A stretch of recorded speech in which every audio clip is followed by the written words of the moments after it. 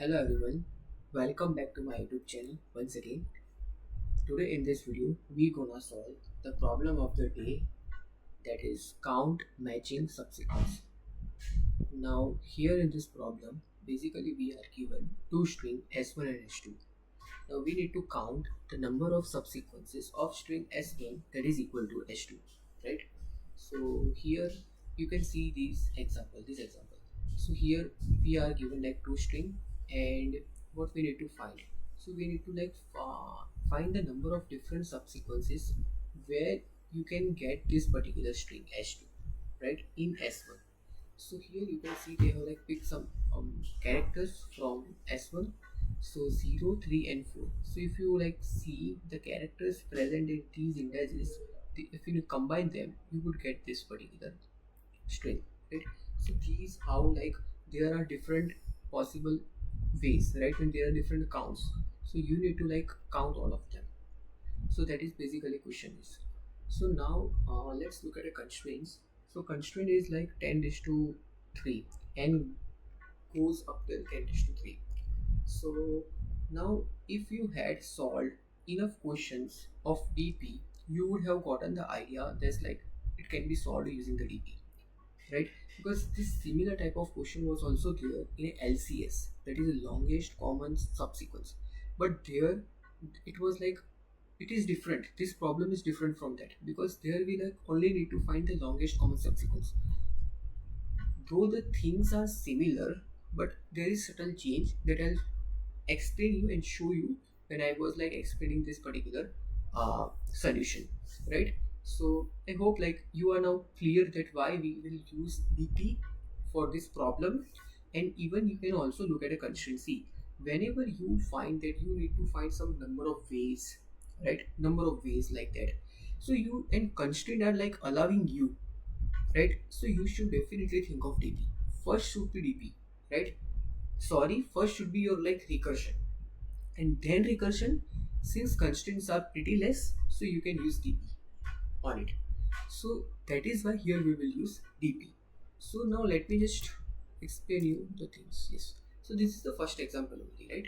So this is my S1 and S2. Now what should be the state of DP? So I have defined like DP of I and j, the number of different subsequences of S1 from 0 to I that is equal to the S2 that is 0 to j. Number of different subsequence of S1 from 0 to I that is equal to the 0 to j. Now you will say what I am trying to say, right? What is this? So don't worry, I'll explain you. So let's walk through, let me walk you through this particular thing. So here you can see that here means this vertically this is nothing but my means in the row I this is my S1, and here in the column I have written S2, right?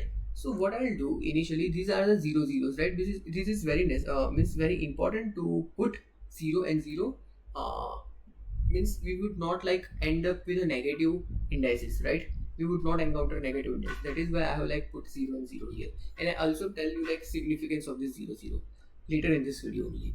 So first let's consider that you are starting from this particular both indexes. So here it is G and here it is also G, right? So G and D, they both are getting same.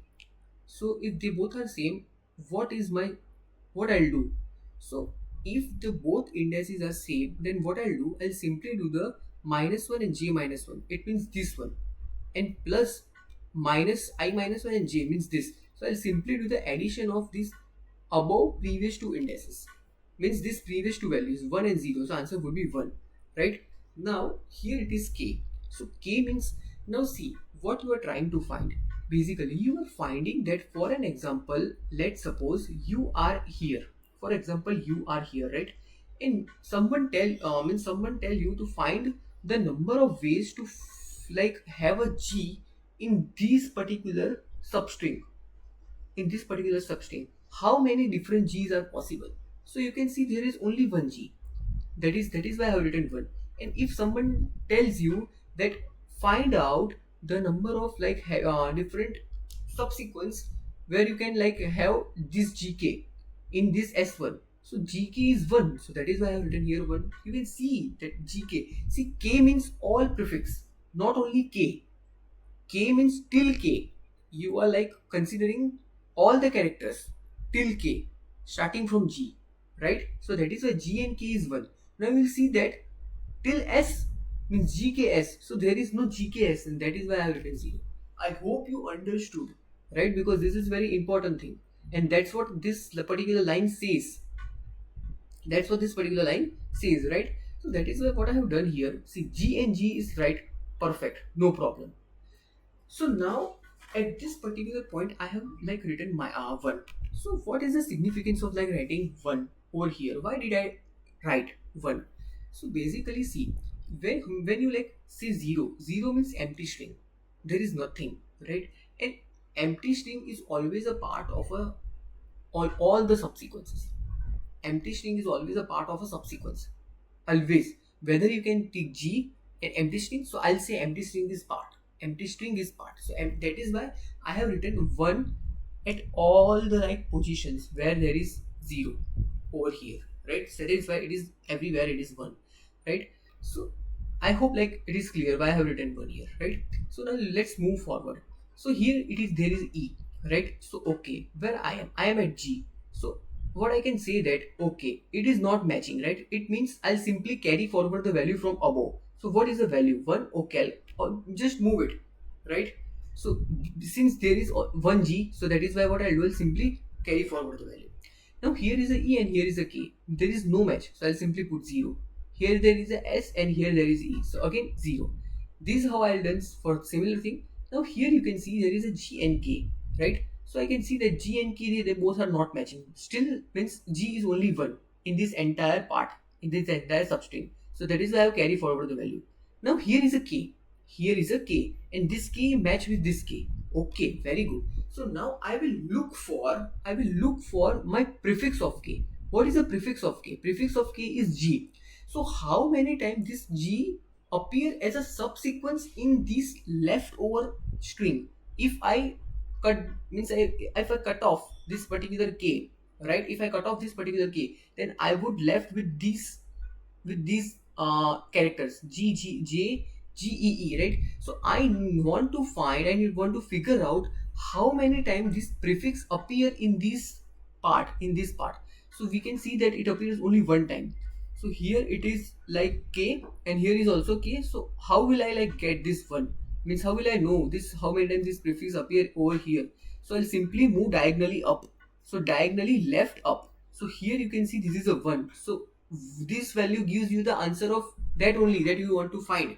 So here you can see G and this particular G means it is a prefix. If you go one left, so prefix and one above, so this particular leftover string.